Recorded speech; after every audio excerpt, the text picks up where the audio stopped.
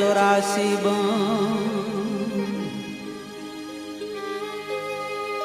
नाम अनामी नाम को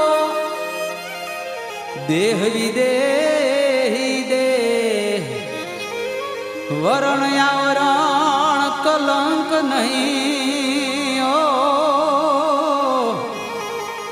बलदेव वस्तु ते हो बलदेव वस्तु ते। પીપળી ધામમાં સવાર સાંજ આરતી થાય છે અને આરતી સમયે ભક્તો આરતી ગાય દર્શન કરે છે।